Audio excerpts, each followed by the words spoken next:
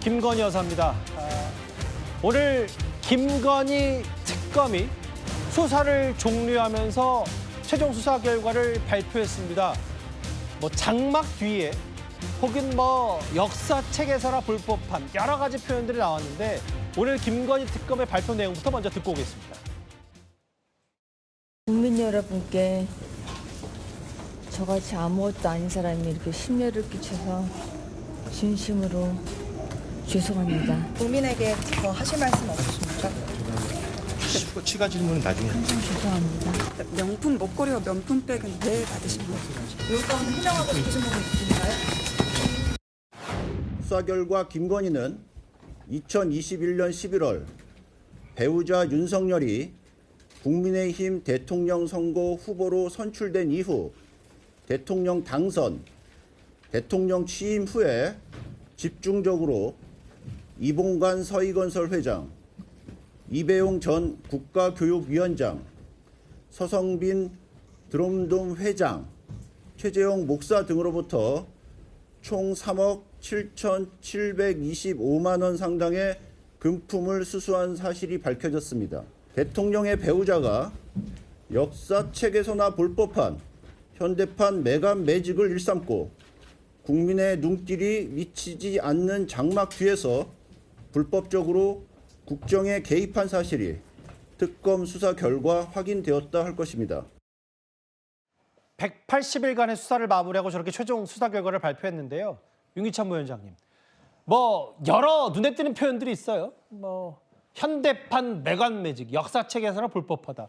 그런데 좀 더 냉정하게 보면 김건희 특검이 추가로 새롭게 그동안 알려진 것 말고도 밝혀낸 게 없다, 이런 시각도 있어요.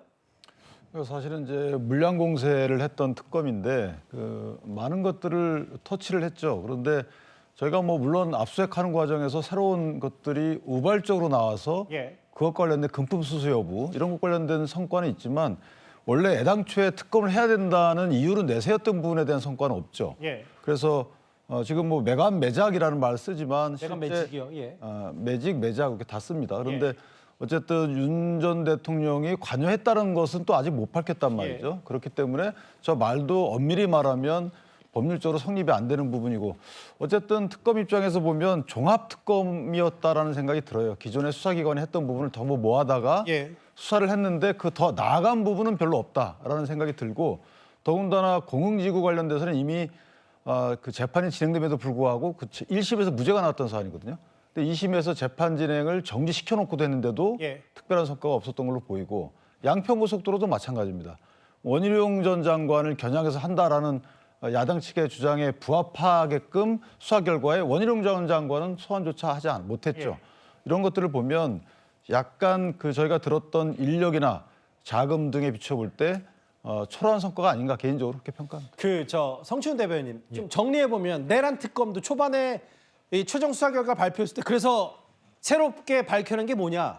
경찰을 이첩할 때 김건희 특검도 마찬가지고 이게 여당의 시각처럼 수사 기간이 짧아서라기보다는 실제로 실체가 없는 걸 너무 광범위하게 들추다 보니까 빈술에만 요란했다. 내란 특검 김건희 특검 그런 거다라는 야당의 평가는 어떻게 받아들이시겠어요? 글쎄요, 저는 실체가 없었기 때문이다라고 보긴 어려울 것 같고요. 아무래도 김건희 특검이 민주기 특검이 시작할 때 갖고 있던 혐의가 16가지인가 그랬는데 그것이 아까 변호사님께서 말씀하신 것처럼 이 수사를 진행하는 과정에서 정말 고구마 줄기 캐듯이 계속해서 나왔거든요. 그러니까 너무 광범위한 수사 범위가 잡혔던 것도 물리적인 한계로 작용했을 것이다라는 생각이 있고요. 아무래도 국가 최고 권력, 정말 V0, V1에 있던 사람들이기 때문에 아마 수많은 증거 인멸을 했기 때문에 그 연결고리를 찾기 어려운 그런 한계도 있었을 겁니다. 하지만 그럼에도 불구하고 사실상 윤석열 정부 때부터 나왔던 의혹들을 사실상 덮으려고 했던 건 아닙니까? 그 당시 권력을 갖고 있던 윤석열 전 대통령이. 그렇기 때문에 그런 것들 그리고 검찰 내부에 여전히 잔존하고 있다고 생각하는 이런 윤석열 전 검찰총장 출신 대통령의 이 권력 이런 것들이 그런 것들을 피해서 어떻게든 넘어서서 최대한 밝혀낼 것들을 밝혀냈다고 생각합니다. 물론 처음에 생각했던 것보다 아쉬운 부분은 있을 수 있습니다만 특검이 갖고 있는 한계, 윤석열 전 대통령이 많은 증거인멸을 했다는 한계, 그 한계 속에서도 저는 최소한의 성과를 냈다고 생각하고 있습니다. 근데 이제 아예 오늘 김건희 특검이 금품 수수 금액까지 명시했어요.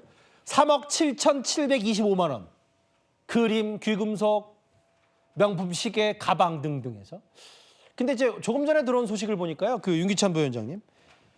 이 금품수수 의혹 3억 7천 이게 725만 원 때문인지 모르겠지만 윤 전 대통령 부부의 사주 아크로비스타도 관련해서 뭔가 묶어두겠다. 뭐 이런 얘기까지 특검이 한 것 같아요. 이게 추징보전 청구를 했다고 저도 소식을 들었는데 예. 이 추징보전 청구 소위 몰수 대상 그 범죄는 저와 같이 이제 알선 수재에도 포함이 돼요. 그래서 윤 전 대통령이 관여했던 것으로 뇌물죄에는 이르지 않았지만 예. 알선 수재의 경우에도 해당 금액만큼 추징보전을 할 수가 있고 그래서 아크로비스타 집에 아마 소유권자가 누구로 돼 있는지 모르겠지만 김건희 여사인지 아니면 윤 전 대통령 공동 명의로 돼 있는지 모르겠습니다. 예. 거기다가 정치자금법 위반의 점과 관련돼서도 해당 금액만큼 저희가 몰수 내지 추징형이 부과되기 때문에 예. 관련돼서도 그 금액도 포함돼서 아마 추징보전 청구가 되지 않았을까 이렇게 생각을 합니다. 근데 사실은 가장 그 3대 특검 가운데 민중기 특검 본인을 비롯해서 가장 말도 많고 탈도 많았던 게 바로 김건희 특검인데요. 이현정 의원님. 네. 양평공무원 강압 수사 의혹, 비상장 주식 투자 의혹, 별건 수사 논란 편파 수사 의혹. 이게 아직 그 여야가 조율이 안 된 부분도 있지만 그것과는 별개로 주식 투자 의혹이나 강압 수사 의혹에 대해선 오늘 최종 수사 결과를 발표하면 어느 정도 입장을 냈었어야 되는 거 아니냐는 지적도 있어요. 그렇죠.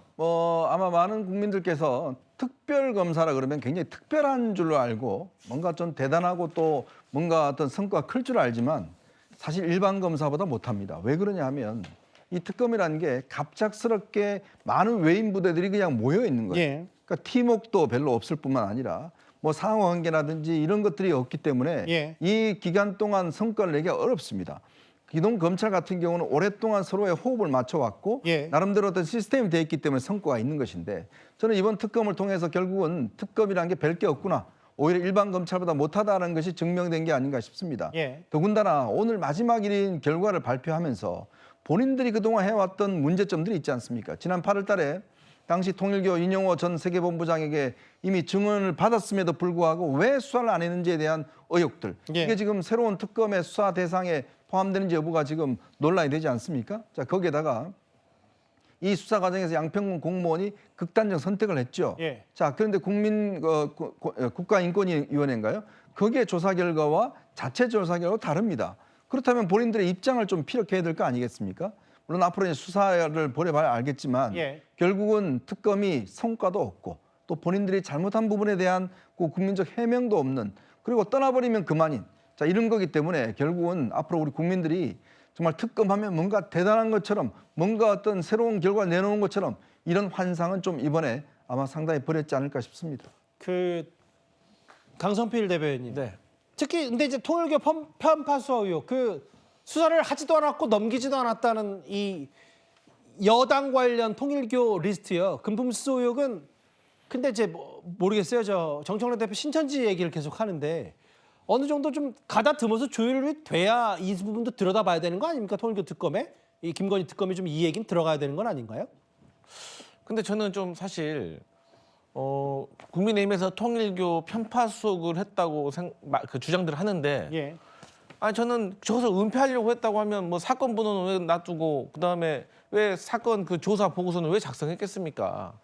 과거에 김건희 씨와 그 증권사 직원하고의 예. 통화 기록 뻔히 있는 거 알면서도 그거 외면해버렸던 검찰.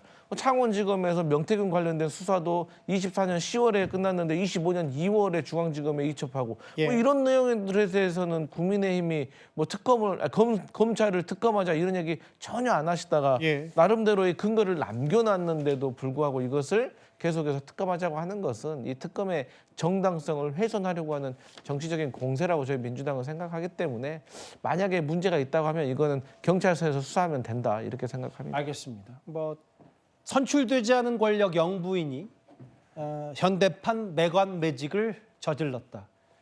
김건희 특검의 추정 수사 결과 발표였습니다. 그럼 지금까지 들은 여러분들의 목소리를 만나볼까요? 첫 번째 댓글입니다.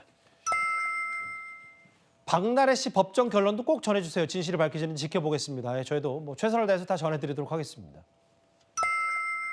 매니저는 인생의 가장 큰 선물을 받았네. 이제 가수 이찬혁 씨의 매니저 말씀하신 것 같고요. 부른다고 다 가면 안 되지. 아마 글쎄 이혜원 후보자 가리킨 것 같아요. 일반인 부인이 왜 법인카드 의혹은 또 뭔가라고 김병기 원내대표 가족을 말씀하셨고요. 마지막 보겠습니다. 내일 기자회견할 필요가 있나요? 김병기 원내대표. 어느 정치인의 말처럼. 사퇴하세요. 아마 저게 이은재 전 의원 말씀하신 것 같죠? 예, 기억이 납니다. 댓글 5개 모두 감사드립니다.